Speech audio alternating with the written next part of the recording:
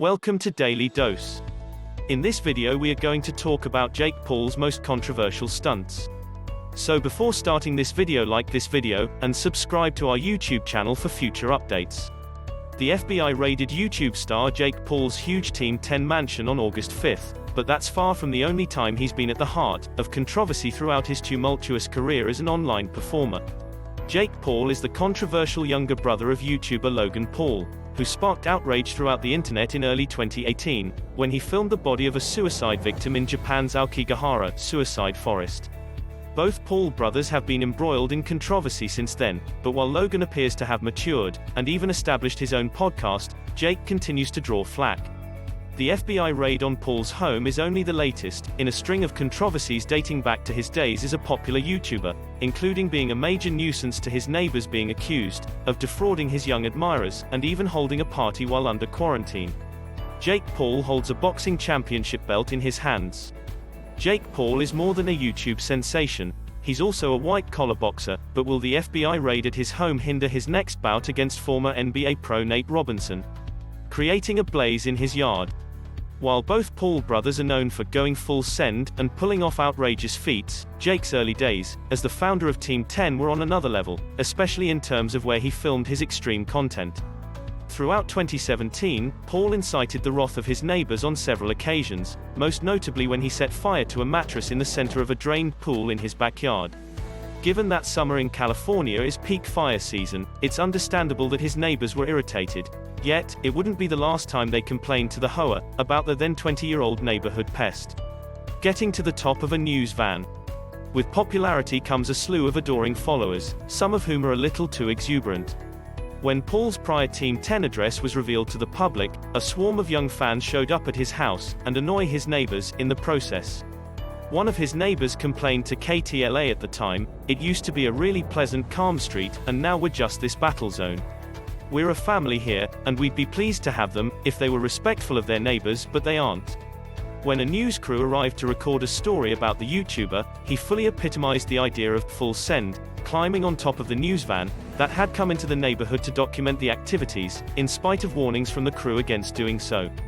Accusations that he is defrauding his admirers.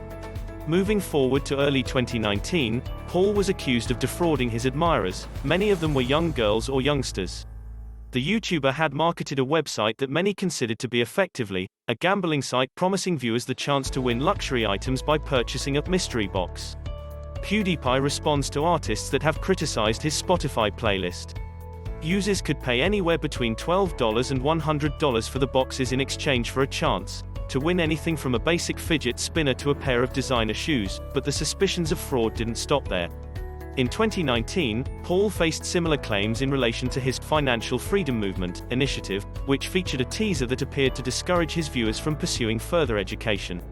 For as little as $480, Paul promised supporters a wealth of education to help them break free from debt and the paycheck-to-paycheck lifestyle, but nothing came of his promises, and several YouTubers, including PewDiePie, dubbed his movement a scam and complete bulls ******T. Following the looting in Arizona, criminal charges have been filed. These incidents, however, paled in contrast, if that's even possible, to his role in looting in Scottsdale, Arizona, during the nationwide protests following the death of George Floyd. Many assumed Paul was involved in the looting, despite the YouTuber's claims that he was simply filming a historical moment, but he was charged with criminal trespassing and unlawful assembly shortly after, which he waved off in a tweet encouraging critics to support the Black Lives Matter movement. In the midst of a lockdown, throwing a party. After neighbors saw him having a packed home party in the middle of quarantine, Paul was put under the microscope a month later. His Team 10 mansion in Calabasas, CA, was packed with top-tier TikTokers, YouTubers, and other influencers, including Bryce Hall, who was seen hanging off the back of a bulldozer in recordings.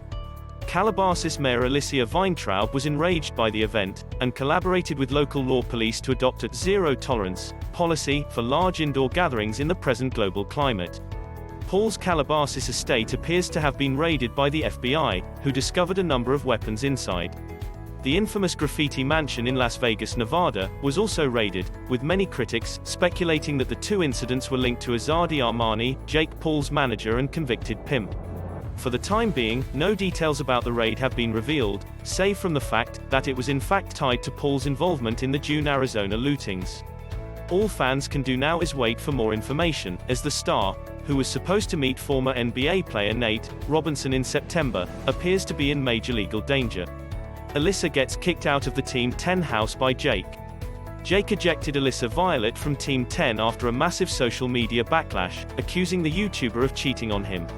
In their videos together, the two stars plainly had a relationship, and they even sold products with their fanship name, Jalissa, on it, but they'd never confirmed their relationship. Jake releases a panned diss track. Jake and Team 10 released It's Everyday Bro, a YouTube trash track. Jake worked in some digs at Alyssa Violet with the help of Alyssa's ex-Team 10 bestie, Tessa Brooks, on the track, which was mostly about how rich and famous he is. Jake raps, "And you know I kick them out, if they ain't with the crew. Yeah, I'm talking about you, you begging for attention saying S***** on Twitter, too, referring to his feud with Alyssa. Tessa then fired a shot at her. "Let me educate you, and I'm not talking about reading a book, is Panera your home?"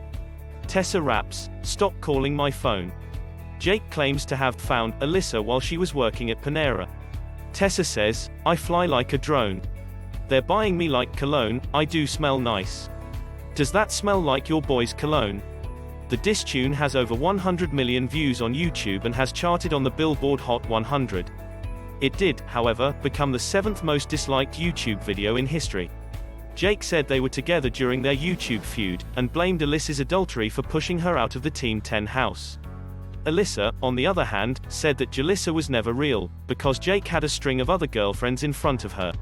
Jake, she alleged, exploited her affections for him to get money, telling her she wouldn't have amounted to anything if it weren't for him. Jake and Team 10's bizarre rules are revealed by Alyssa. Alyssa ultimately gave her side of the story about her experience with Jake and Team 10 in a YouTube video titled, "What You've Been Waiting For." She said in the heartbreaking video that she was in love with Jake, and that she was supposedly put through hell while living with him. According to her, Team 10 members were had to obey Jake's harsh regulations, which included avoiding drinking in the Team 10 house, and needing to wake up by 10 a.m. for filming or face a heavy fine. They also had to provide Jake 20% of their profits, and have any potential home visitors authorized by Jake. Alyssa claims she and Jake shared a room, but Jake would ask her to leave on occasion, so he could hook up with other girls, which made her envious. Jake and the other guys in the house, she claims, would have guests all the time, but when she tried to have a boy over, Jake wouldn't let her. Alyssa finally admitted that she couldn't stand Jake's erratic conduct toward her. Jake allegedly flipped out and kicked her out of the house the one time she decided to beat Savage back to him. It's unclear what she means by this. Team 10 is wreaking havoc on their area. Jake's insane exploits and parties, according to KTLA, were causing mayhem in his LA neighborhood. Jake once set a ton of furniture on fire in an empty swimming pool, putting his neighbors in risk as a result of the smoke. He arrogantly dismissed his neighbors' worries when asked about his behavior on the KTLA news program. When the interview was complete, he even jumped onto the back of a KTLA news van. Jake's neighbors threatened to file a class action lawsuit against him if he didn't stop his erratic behavior. Jake disappears from Bizaardvark for unknown reasons. Jake Paul will leave Bizaardvark halfway through the second season, according to a joint statement from Disney Channel and Jake Paul. A Disney spokeswoman said, "We've mutually decided that Jake Paul will depart his role on the Disney Channel series Bizaardvark. On behalf of the production company, cast, and crew, we appreciate Jake for his excellent work on the TV series over the last 18 months, and wish him the best." Jake stated that he left the show because he wanted to focus on his YouTube channel, and didn't want to spend the next 4 years of his life playing a teenager. What do you think about this video? Do let us know down in the comment section below. If you enjoyed this video and want to hear from us again, be sure to hit that subscribe button before you go.